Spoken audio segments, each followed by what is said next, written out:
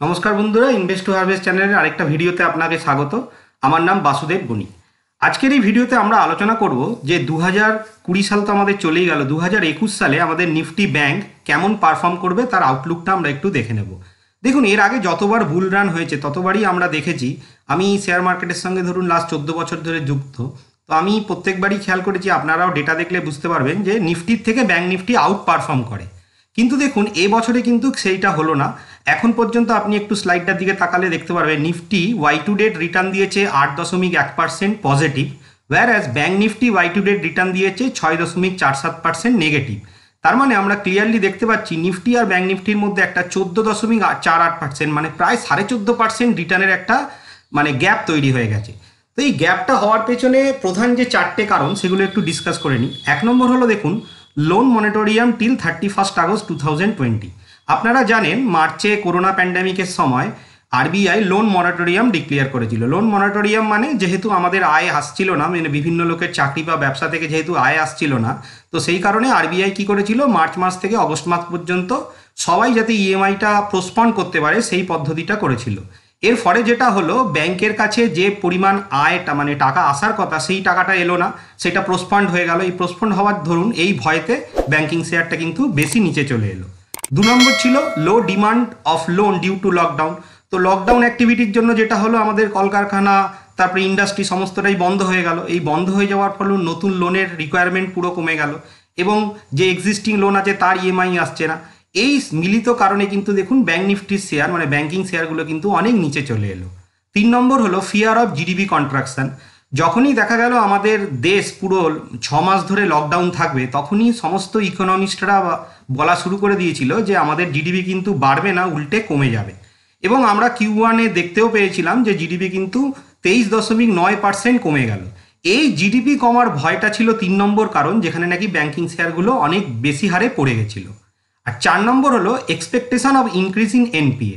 তো বুঝতেই পারছেন, যেহেতু ব্যাংকের মনিটরিয়াম হওয়ার পরে আমরা ইএমআইগুলো দিলাম না, তার ফলে কি হবে, আদৌ ওই মনিটরিয়ামের পর সমস্ত ইন্ডাস্ট্রি ঠিকঠাক রিকভার করবে কি না, তারা ব্যাংক লোনগুলো ঠিকঠাক ইএমআই শোধ দেবে কি না, ব্যাংকের কাছে ঠিকঠাক টাকা আসবে কি না, এই ভয়েতে সবাই ভাবা শুরু করলো যে নন পারফর্মিং অ্যাসেটটা ব্যাংকের ইনক্রিজ করবে। তো এই কারণে অন্যান্য সেক্টরের থেকে ব্যাংক নিফটি কিন্তু বেশি হারে পড়লো। এইবার আমরা দেখে নেব যে অক্টোবর মাসের পর থেকে যে ব্যাংক নিফটি ধীরে ধীরে নিফটিকে আউট পারফর্ম করা চালু করলো। এখনও ব্যাংক নিফটি নিফটির থেকে প্রায় 14.5% নিচে আছে, কিন্তু আপনি যদি খেয়াল করেন দেখবেন অক্টোবর মাস থেকে কিন্তু নিফটির থেকে ব্যাংক নিফটির পারফরমেন্স অনেক ভালো। সেইটার কি কারণ, এবার সেগুলো এক এক করে দেখে নিই। 1 নম্বর হলো ample liquidity given by Reserve Bank of India. দেখুন, রিজার্ভ ব্যাঙ্ক অফ ইন্ডিয়া যখন লোন মনিটরিয়াম ডিক্লেয়ার করেছিল, সঙ্গে সঙ্গে রিজার্ভ ব্যাঙ্ক কিন্তু এই কাজটাও করেছিল যে যাতে বাজারে লিকুইডিটিটা আপনার বর্তমান থাকে। কি ভাবে আরবিআই এই কাজটা করলো, প্রথম দেখুন, আমার কারসারের দিকে তাকান, কাট রেপো রেট 2 টাইমস। একটা দেখুন 27 মার্চ একবার ওরা রেপো রেট 75 বেসিস পয়েন্ট কাট করেছিল এবং 22 মে আবার 40 বেসিস পয়েন্ট কাট করেছিল। টোটাল রেপো রেটটাকে 5.15% থেকে 4%-এ নিয়ে চলে এলো। রেপো রেট কি যদি একটু ছোট করে বলে দিই, রেপো রেট হলো সেই রেট যেখানে কমার্শিয়াল ব্যাংক আরবিআই থেকে টাকা ধার নেয়। তো রেপো রেট কমানো মানে আরবিআই এটা করলো যে যাতে ব্যাংকিং সিস্টেমে লিকুইডিটি থাকে, তারা টাকা পায় এবং যাতে তারা কাস্টমার ইন্ডাস্ট্রিকে লোন দিতে পারে। এটা 1 নম্বর। 2 নম্বর, by cutting reverse repo rate by 40 basis point to 3.35% in May 2020। তার মানে আরেকটা যেটা করলো, মে মাসে রিভার্স রেপো রেটটাকে ওরা 40 বেসিস পয়েন্ট কমিয়ে দিল। রিভার্স রেপো রেটটা কি না, ব্যাংকের কাছে যে উদ্বৃত্ত টাকা থাকে সেই উদ্বৃত্ত টাকাটা ব্যাংক কি করে আবার রিজার্ভ ব্যাংকের কাছে রেখে দেয়, সেখান থেকে ওরা যাতে ছোট হলেও একটা ইন্টারেস্ট আর্ন করে। তাই জন্য আপনারা দেখতে পারবেন রেপো রেট আর রিভার্স রেপো রেটের মধ্যে একটা ডিফারেন্স, ব্যাংক যখন আরবিআই থেকে টাকা ধার নেবে তখন তাকে 4% ইন্টারেস্ট দিতে হবে, আর ব্যাংক যখন আরবিআইকে টাকা দিয়ে টাকা নেবে সেটা 3.35%। 3 নম্বর হলো by performing LTRO. LTRO full form long term repo operation. এটা কি জিনিস আমি একটু বলে দিই। এটার মানে হলো provided long term loan 1 to 3 years to the bank at the prevailing repo rate. যে রেপো রেট এখন বর্তমানে আছে সেই রেপো রেট দিয়েই 1 থেকে 3 বছরের জন্য ব্যাংকদের লং টার্ম লোন দেওয়া হলো, যাতে ব্যাংক লেন্ডিং ক্যাপাসিটিটা ব্যাংকের বেড়ে যায়। 2 নম্বর হলো as bank get the loan at lower cost their cost of funds reduced. এর ফলে কি হলো, যেহেতু এক্সিস্টিং দামে কম ইন্টারেস্টে ব্যাংক লোনটা পাচ্ছিল, তার ফলে কি হলো, ব্যাংকের হাতে তাদের যে কস্ট অফ ফান্ড সেটা অনেকটা রিডিউস হলো। আর 3 নম্বর হলো bank may lend money to the borrowers at lower interest rate. এবার ব্যাংক যেহেতু কম রেটে আরবিআই এর থেকে টাকা পাওয়া শুরু করলো, ব্যাংকের কাছে সেই ক্ষমতা তৈরি হয়ে গেল যাতে ব্যাংক এই টাকাটা লেন্ড করে, মানে ধার দেয় অনেক কম ইন্টারেস্ট রেটে। আর 4 নম্বর যেটা হলো সেটা হলো by relaxing NPA norms, non performing asset norms from 90 days to 180 days. আপনারা জানেন এর আগে ব্যাংকের একটা নিয়ম ছিল যে 90 দিন পর্যন্ত যদি কোনো ইএমআইয়ের টাকা না পাওয়া যায় তাহলে আমরা ওই লোনটাকে এনপিএ ডিক্লেয়ার করে দেবো। ওয়্যারাস যেহেতু এখানে লোন মনিটরিয়াম ডিক্লেয়ার করে দিল, তাই আরবিআই এই এনপিএতে একটা ছাড় দিল। তার ফলে কি হলো, ব্যাংকের কাছে 90 দিনের জায়গায় 180 দিন এখন ব্যাংক দেখবে যে লোনের টাকা যদি না আসে। Better than expected GDP result. এই Q2তে আমাদের সবাই ভেবেছিল যে জিডিপি -9.1% হবে, কিন্তু আমাদের যখন মোটামুটি আগস্ট মাস থেকে সমস্ত ইন্ডাস্ট্রি ধীরে ধীরে খুলে যাওয়া শুরু করলো, তখন কিন্তু দেখা গেল যে আমরা যে হারে জিডিপি কমবে ভেবেছিলাম তার থেকে কম হারে কমলো। 7.5% এলো 9.1%-এর জায়গায়, যেটা নাকি ইকোনমি রিকভারির একটা ইঙ্গিত।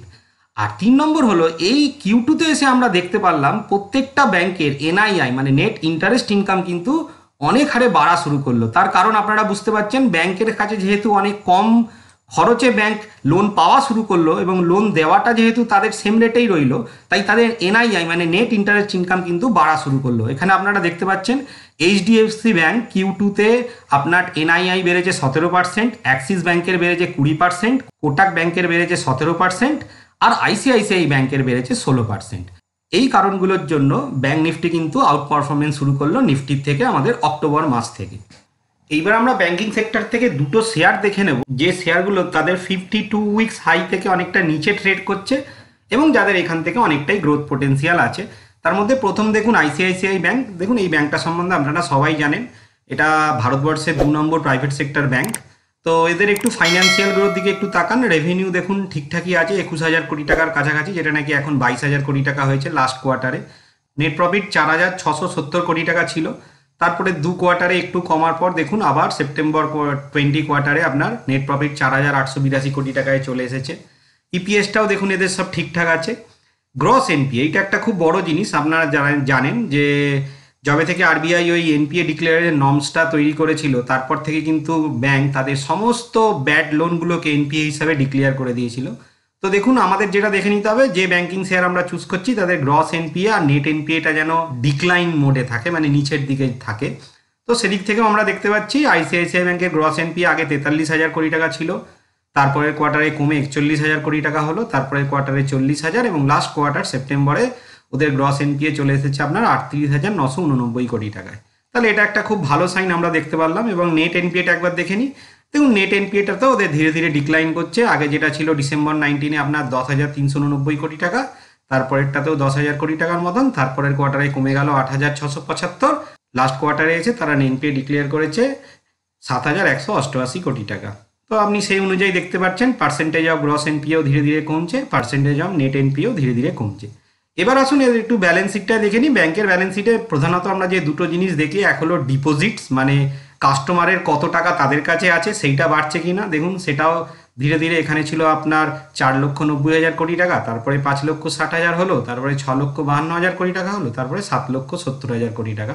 মানে ডিপোজিটও এদের ভালো বাড়ছে এবং অ্যাডভান্সেস মানে ব্যাংক কত টাকা লেন্ড করে রেখেছে অ্যাডভান্সের ফিগারটাও দেখুন 4,64 ছিল, তারপরে ধীরে ধীরে ধীরে ধীরে বেড়ে এখন লাস্ট কোয়ার্টারে 6,45,289 কোটি টাকা। এটাও তার মানে এদের বৃদ্ধি ঠিক আছে। আর যেটা শেয়ার চুজ করার আগে আমরা আরেকটা জিনিস দেখে নিই, যেটা নাকি আপনার শেয়ার হোল্ডিং প্যাটার্নটা কেমন আছে। তো এক্ষেত্রে আমাদের প্রধানত দুটো জিনিস লক্ষ্য করলেই হয়। দেখুন এফআইআই ডিআইআই। এফআইআই মানে আপনারা হয়তো জানেন ফরেন ইনস্টিটিউশনাল ইনভেস্টার, আর ডিআই মানে ডোমেস্টিক ইনস্টিটিউশনাল ইনভেস্টার। তো এফআইআই ডিআইআই এদের স্টেকটা মোটামুটি ঠিকঠাক আছে কিনা এইসব ব্যাংকে একটু দেখে নিতে হবে। তো দেখুন আমাদের যে পরিমাণ এদের এফআইআই ছিল মোটামুটি সেই লেভেলেই আছে এবং ডিআইআইও মোটামুটি সেই লেভেলে আছে। তার মানে এফআইআই ডিআইআই এই শেয়ারটার ওপর পুরোপুরি ভরসা রেখেছে। এবার আপনাকে আমি টিকারটেপ.com নিয়ে চলে এসেছি। টিকারটেপ.com হলো একটা ওয়েবসাইট, এটাই আপনি দেখতে পাচ্ছেন আইসিআইসিআই ব্যাংকে টোটাল 45 জন অ্যানালিস্ট তার কল দিয়েছে এবং দেখে আপনি আশ্চর্য হবেন 45 জনে 45 জনই এখানে বাই রেটিং দিয়ে রেখেছে। তার মানে বুঝতে পারছেন এর ফিউচার আউটলুক কতটা স্ট্রং। শেষ যে পয়েন্টটা আমরা দেখে নেবো আর্নিং পার শেয়ার ফরকাস্ট, মানে নেক্সট 1 বছরে ইপিএস কেমন হারে বৃদ্ধি পেতে চলেছে। তো সেইখানে দেখুন অ্যাভারেজ আছে আপনার 31% আর হায়ার সাইডে আছে 76%। তার মানে আমরা বুঝতে পারছি এখান থেকে আইসিআইসিআই ব্যাংকের গ্রোথ ট্র্যাজেক্টরিটা অনেকটাই বেশি। তো আমরা লং রানের জন্য এই শেয়ারটাকে অবশ্যই নিজের ওয়াচ লিস্টে রাখতে পারি। 2 নম্বর যে ব্যাংকিং শেয়ারটা আমরা ট্র্যাক করবো সেটা হলো অ্যাক্সিস ব্যাংক লিমিটেড। এটাও আপনি জানেন এটা ভারতবর্ষের 3 নম্বর প্রাইভেট সেক্টর ব্যাংক। তো এদের ফাইন্যান্সিয়ালটাও একটু দেখে নিন, রেভিনিউ ঠিকঠাকই বাড়ছে। নেট প্রফিট দেখুন 1876 কোটি টাকা ছিল। তারপরে দুটো কোয়ার্টার আপনারা জানেন যে এনপিএ ডিক্লারেশনের জন্য ব্যাংকিং ফাইন্যান্সিয়াল একটু চাপে ছিল, তো সেটা পেরিয়ে দেখুন সেপ্টেম্বর 2020-তে আবার ওদের নেট প্রফিট 1837 কোটি টাকা এসে গেছে। ইপিএসটাও মোটামুটি একই জায়গায় আছে, মানে কোনো ডিক্লাইন হয়নি। এইবার আসি যেটা মেন জিনিস, গ্রস এনপিএ। তো গ্রস এনপিএ দেখুন অ্যাক্সিস ব্যাংকের 30,000 কোটি টাকা ছিল, তারপরে এটা পরের কোয়ার্টারেও 30,000 কোটি টাকা, পরের দুটো কোয়ার্টারে দেখুন আস্তে আস্তে কমে যাচ্ছে, 29,560 কোটি টাকা, আর সেপ্টেম্বর কোয়ার্টারে দেখুন 26,832 কোটি টাকা। তার মানে আমরা গ্রস এনপিএতে এর যে ডিক্লাইন করছে সেটা আমি বুঝতে পারলাম, যেটা ব্যাংকের ক্ষেত্রে ভালো। আর নেট এনপিএও ফিগারটা একবার দেখুন 12,160 কোটি টাকা ছিল, কমে 9,360 কোটি টাকা হলো মার্চ 20-তে। জুন 20-তে সেটা আরও কমে গেল 7,448 কোটি টাকা। আর সেপ্টেম্বর 20 মানে লাস্ট কোয়ার্টারে 6,108 কোটি টাকা এনপিএ ডিক্লেয়ার করেছে। তার মানে গ্রস এনপিএ এবং নেট এনপিএতে গ্র্যাজুয়ালি ডিক্লাইন আছে, তো এটা ঠিকঠাকই আছে। তার মানে আমরা বুঝতে পারলাম পার্সেন্টেজ অফ গ্রস এনপিএ আর পার্সেন্টেজ অফ নেট এনপিএও ডিক্লাইনই করছে, সেটা তো বোঝাই গেল। ব্যালেন্স শিটে আছি, ডিপোজিট দেখুন ডিপোজিট ঠিকঠাকই বাড়ছে। 4,14,000 কোটি টাকার মতন ছিল ডিপোজিট, তারপরের কোয়ার্টারে সেটা 4,53,000 হলো, 5,48,000 হলো, এবং লাস্ট কোয়ার্টারে দেখুন 6,40,104 কোটি টাকা ডিপোজিট, মানে কাস্টমারের ডিপোজিট ঠিকঠাকই বাড়ছে। অ্যাডভান্সেসও দেখুন 3,73,000 কোটি টাকা থেকে বেড়ে বর্তমানে 5,71,000 কোটি টাকায় চলে এসেছে। লাস্ট দেখে নিই আপনার শেয়ার হোল্ডিং প্যাটার্ন। এখানে দেখুন এফআইআই ডিআইআই এফআইআই মোটামুটি যেমন ছিল তার থেকে অল্প বেড়েছে, বই কমেনি। তো আমরা দেখলাম এফআইআই ডিআইআই এই অ্যাক্সিস ব্যাংকের ওপরেও পজিটিভ আছে। এবার আমরা টিকারটেপ.com-এ চলে এসেছি। এখানে দেখতে পাচ্ছি টোটাল 45 জন অ্যানালিস্ট এখানে রেটিং দিয়েছে, তার মধ্যে 84%, মানে বেশিরভাগ অ্যানালিস্টই এই অ্যাক্সিস ব্যাংকে এখান থেকে কিনতে বলছে। তো সেদিক থেকে আমরা বুঝতে পারছি অ্যাক্সিস ব্যাংকের আউটলুক পজিটিভই আছে। প্লাস যেটা দিয়ে আমরা অ্যাক্সিস ব্যাংকের ডিসকাশনটাও শেষ করবো, আর্নিং পার শেয়ার ফরকাস্ট। তো এখানে দেখতে পাচ্ছেন প্রচণ্ড বেশি, মানে খুবই বেশি। লাস্ট 1 বছরে 472% আর্নিং ফরকাস্ট দিচ্ছে। তার মানে বুঝতে পারছেন যদি ইপিএস 4 গুণ হয় তার মানে এখান থেকে শেয়ার প্রাইসটাও অনেক গুণ হওয়ার সম্ভাবনা আছে। তো প্রধানত এই কারণেই আমরা ব্যাংকিং সেক্টর থেকে এই দুটো শেয়ার নিয়েছি। তো অ্যাক্সিস ব্যাংকের ক্ষেত্রে মনে রাখতে হবে অ্যাক্সিস ব্যাংক কিন্তু তার 52 উইকস হাই থেকে প্রায় 21% নিচে কাজ করছে। তো আমি আগেও যেটা বলেছি, আমি জাস্ট আপনাদের রাস্তা দেখালাম, কেনার রেসপন্সিবিলিটিটা আপনাদের। আপনারা কেনার আগে আপনাদের ফাইন্যান্সিয়াল অ্যাডভাইসারের সঙ্গে অবশ্যই কথা বলে নেবেন, এবং যখনই কিনবেন এসআইপি মোডে কিনবেন। এই শেয়ারগুলো অবশ্যই আপনার পারফরমেন্স আশা করা যায় ভালোই দেবে। তবু এসআইপি মোডে কিনলে কি হয়, আপনি ধীরে ধীরে ইনভেস্ট করলেন এবং সবসময় হাতে টাকা রাখবেন। যদি কোনো কারণে এই ভালো শেয়ারে আপনি 5 to 10% কারেকশান পেয়ে যান, মার্কেটে কোনো কারেকশান পেয়ে যান, যাতে আমরা নিচের প্রাইসে অ্যাভারেজ আউট করতে পারি।